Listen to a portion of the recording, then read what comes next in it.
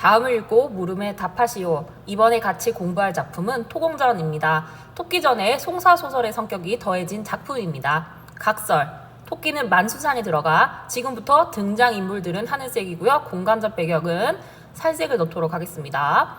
바위 구멍에 숨어 사니 신세가 태평하고 만사에 무심하여 혹은 일어났다 앉았다 하고 혹은 벽에 기대어 눕기도 하는 중 용왕의 말이 귀에 들리는 듯하고 용궁의 경치가 눈앞에 삼삼해서 기쁨을 이기지 못한 채 자, 우리 토끼가 기쁘다라고 얘기하자는데 기쁨 걸 알고 있죠? 전지적 작가 시점임을 알 수가 있겠네요.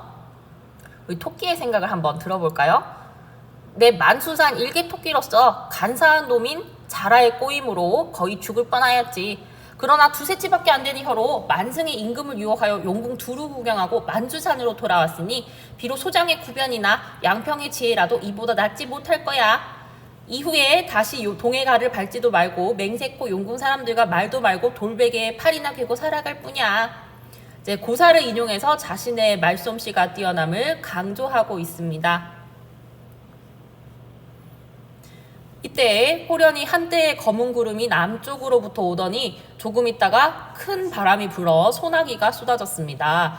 또 우레 소리가 청각전 심상 울리고 번개불이 번쩍번쩍 하더니 의성어 의태어를 사용하였죠. 음성상징어. 조용하고 컴컴해져 지척을 분간할 수가 없었다.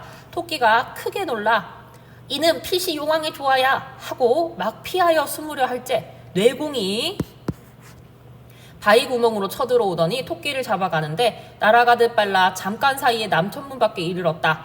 토끼가 혼이 나가고 기운을 잃어 땅에 엎어졌다. 다시 깨어나 머리를 들고 보니 천상의 백옥경이었다. 이제 공간의 이동이 이루어진 겁니다.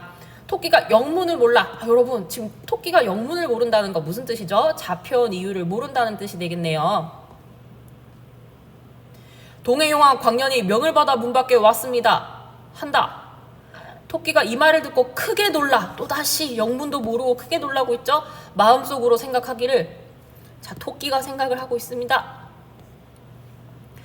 이는 반드시 용왕이 상제에게 고하여 옥황상제에게 고하여 나를 죽이려 하는구나. 지난번엔 궤변으로 죽을 고비를 넘겼으나 이번엔 죽음을 면할 수 없을 거야. 이번엔 죽고 말 거야 라고 생각을 하는 거예요. 하고 머리를 구부리고 턱을 고인 채 정신이 나간 듯이 왜 그럴까요? 죽을까봐 두려운 모습이 나타나는 거죠. 조금 있다가 전상에서 한 성관이 부른다. 상제의 명인이 용왕과 토끼를 판결하라. 이렇게 되네요. 중심 사건인 옥황상제의 명에 따라서 토끼가 이제 재판을 받게 되는 것입니다. 토끼는 과연 어떠한 재판을 받게 될까요?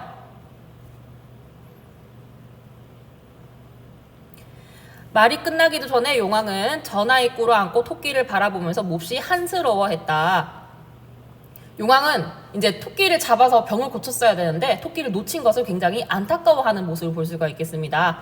한 성관이 지필목을 두 사람 앞에 놓더니 상제의 명인이 자 성관이 놓았죠. 상제의 명인이 각자 느낀 바를 진술하고 처분을 기다리라 한다. 용왕이 붓을 잡고 진술을 하는데 그 대강은 이러했다. 자 이제부터 용왕의 생각을 한번 들어보도록 하겠습니다. 용왕이 대사를 굉장히 길게 하네요. A에 걸쳐서 엄청나게 길게 얘기를 합니다. 용왕이 얘기하는 거 살펴볼게요. 엎드려 생각하건대 소신은 모든 관리들의 장으로서 직책이 사회의 우두머리가 되어 나는 대장이다. 구름과 안개를 일으키는 변화를 부리고 하늘에 오르내려 비를 내립니다. 자, 지금부터 무슨 얘기를 할 거냐면요. 나의 목숨은 굉장히 중요해. 왜냐하면 나는 신분이 높기 때문이야. 라는 얘기를 할 겁니다.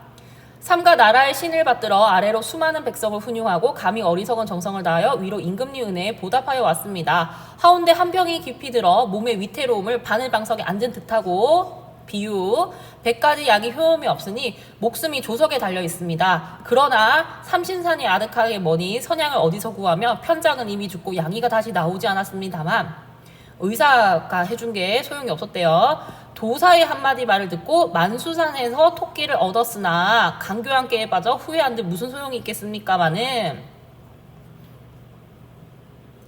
세상에 놓쳐버렸으니 다만 속수무책일 뿐입니다.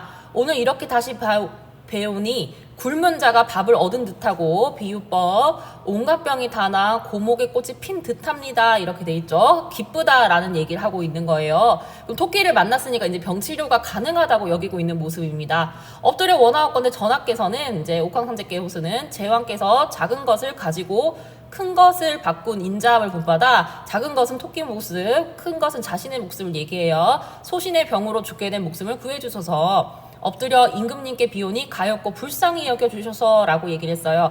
A에서 용왕이 각자 근거를 들어서 자신의 생각을 얘기하는 걸 살펴봤습니다. 자, 각자의 진술을 한번 살펴볼게요. 이번엔 토끼의 진술을 살펴보도록 합시다. 토끼의 진술은 B로 묶였죠. 그러면 이제 각각의 진술을 시험 문제에서 묻겠구나라고 생각을 하면서 읽어주셔야 되고요. 지금 선생님 설명 잘 따라오면서 들어주세요. 토끼가 말합니다. 엎드려 생각건대 소신은 만수산에서 낳고 만수산에서 자라 오로지 성명을 상중에서 다하였을 뿐인 세상에 출세함을 구하지 않았습니다. 자, 그러면 토끼가 자신의 내력을 소개하고 있는 모습이에요. 수양산에서 고사리 캐먹다 죽은 백이의 높은 절개를 본받고 동고에서 시를 읊은 도잠의 기쁨을 따랐습니다. 또다시 백이와 도잠을 얘기하면서 고사를 인용해서 자신의 삶을 표현하고 있습니다. 아침에 구름 낀 산에 올라 고라니 사슴들과 짝하여 놀고 밤에는 월궁의 상아와 함께 약방아를 찧었습니다. 그러는 동안에 새삼들에게 해를 끼치지 않았는데 중요하죠. 나는 죄를 짓지 않았어요. 죽임을 당할 일을 하지 않았어요. 라고 주장을 하는 겁니다. 어찌하다 용왕에게 원망을 사서 결박하여 섬돌 안에 놓이니 절인 생선인 줄에 꿰인 듯하고 비유법 전상에서 호령하니 뜨거운 불바람이 부는 듯합니다. 비유법을 통해서 고난을 나타내고 있어요. 자, 지금부터 좀 집중을 해볼게요. 자, 이제 생명에 대해서 얘기를 합니다. 사는 것을 좋아하고 죽는 것을 싫어하는 마음에 어찌 대소가 있겠습니까? 큰 것은 이제 용왕을 뜻하겠고요. 소는 자신의 목숨을 얘기하는 것입니다. 그럼 지금 무엇을 얘기하고 싶을까요? 대소가 없다라는 걸 주장하고 싶은 거예요. 자, 질문의 형식으로 자신의 주장을 강조하고 있습니다. 자, 토끼가 말하는 말의 근거를 노란색으로 체크해 두었으니 반드시 살펴보도록 합니다. 목숨을 살려 몸을 보존하며 귀천이 있을 수 없고 라고 되어 있죠. 모든 생명은 소중하다고 얘기를 했습니다. 더불어 죄 없이 죽게 되면 속여서라도 살아남과 같지 않으니 그럼 토끼가 주장하기로는 죄가 없다라는 것입니다. 오늘 뜻밖의 용왕의 비위를 거슬렸으니 어찌 감히 삶을 구하겠으며 다시 위태로운 땅을 밟아 스스로 화를 받은 것을 알겠습니까? 나 오늘 다시 죽을 것 같다라고 위기에 처했음을 깨달음을 얘기하고 있습니다. 말을 이에 마치고자 하오니 엎드려 비옵건대 살펴주소서라고 얘기를 하고 있어요. 옥황이 다 읽고 나서 여러 신선들과 의논하니 일광로가 나와서 말한다. 옥황, 신선, 일광로 등장인물이 3번이나 등장을 했습니다. 일광로가 얘기하는 거 살펴볼게요. 두 사람이 진술한 바로 그 옳고 그름이 불을 보듯 화나게 되었습니다. 폐하께서 병든 자를 위하여 죄 없는 자를 죽인다며 그 원망을 어찌하겠습니까? 강자를 누르고 약자를 도와 공정한 처결을 하소서. 자, 그러면 병든 자인 용왕 편을 들지 말고 죄 없는 자인 토끼의 이야기에 집중을 해달라는 얘기를 하는 겁니다. 옥황은 어떤 입장이 될까요? 옥황은 그 말이 옳다 하고 다음과 같이 판결을 하게 됩니다. 판결문 읽어보겠습니다. 대체로 천지는 만물이 머물다 가는 여관과 같고, 자, 비유법을 쓰고 있죠. 세월은 100대에 걸쳐 지난 손님과 같다. 비유법 쓰고 있습니다. 나으면 늙고 늙으면 죽는 것이 인간의 일상적인 일이다. 무슨 얘기가 될까요? 순리다라는 뜻이 되겠죠. 즉 용왕이 늙어서 죽는 것은 당연한 이치다라는 것을 얘기하고 있습니다. 이렇게 진한 글씨로 나와 있으면요, 이제 뒤에서 문제에 나올 가능성이 높으니까요. 지금 이야기 잘 기억해 놓도록 하세요. 사물에 항상되는 일인즉 진실로 이에 초연하여 혼자 존재함을 듣지 못했고 날개가 돋아 신선이 된다 함을 듣지 못했노라. 또 혹 병이 들어 일찍 죽는 자나 혹 상처를 입어 죽는 자는 모두 다 명이니 자신의 운명이니 어찌 원혼이겠는가.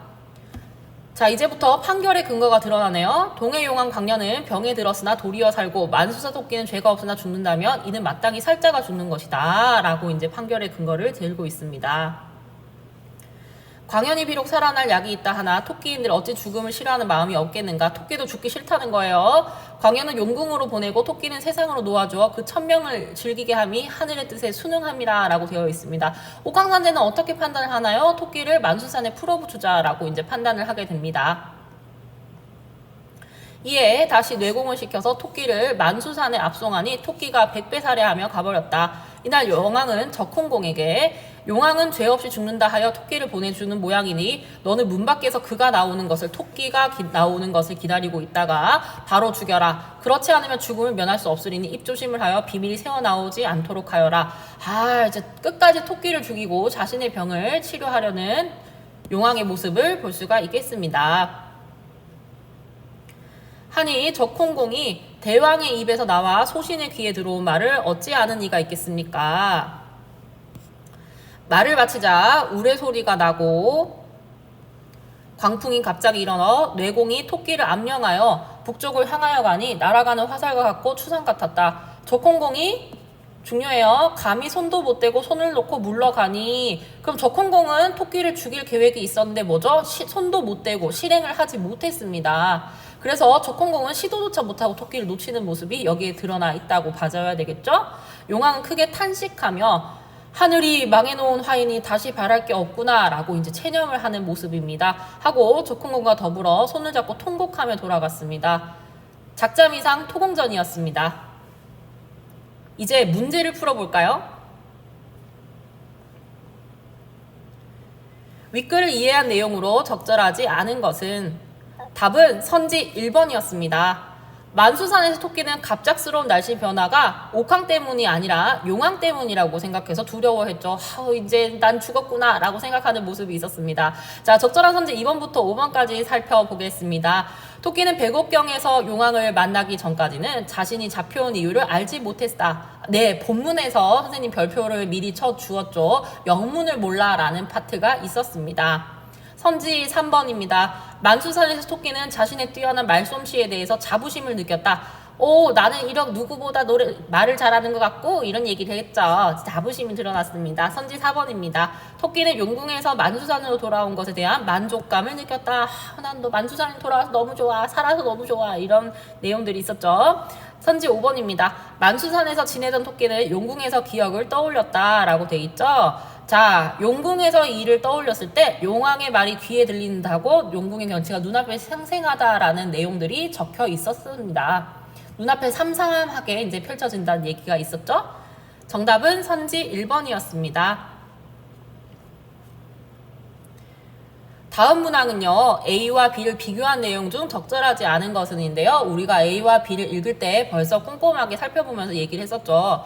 자, A와 B는 모두 자신의 내력을 요약해서 진술을 시작하고 있습니다. 각자의 내력을 얘기했었죠. 비유적 표현 다 체크해 주었습니다. 답은 선지 3번이었습니다. 인정을 하는 부분도 없고요. 확신을 드러내는 부분도 없습니다. 선지 4번 보겠습니다.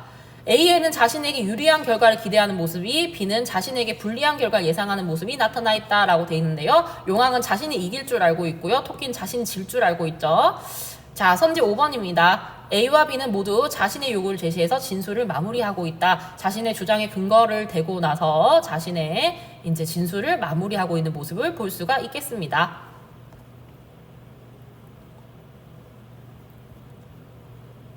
자, 그 다음 문제 보도록 할게요. 보기를 바탕으로 윗글을 감상한 내용으로 적절하지 않은 것은 이라고 돼 있죠. 실제로는 본문을 읽기 전에 무조건 보기를 먼저 살펴보고 읽었어야 돼요. 자, 윗글은 토끼전을 고쳐 쓴 한문 소설로 재판을 통해서 갈등을 해결하는 송사설화의 모티프가 나타난다. 자, 여러분 송사설화라는 글자를 꼭 기억해 두세요. 자, 송사설화라는 건요. 어떤 거죠? 재판을 하는 것을 송사설화라고 얘기를 합니다. 용왕과 토끼는 옥황상제가 주관하는 재판 상황에 놓이게 되고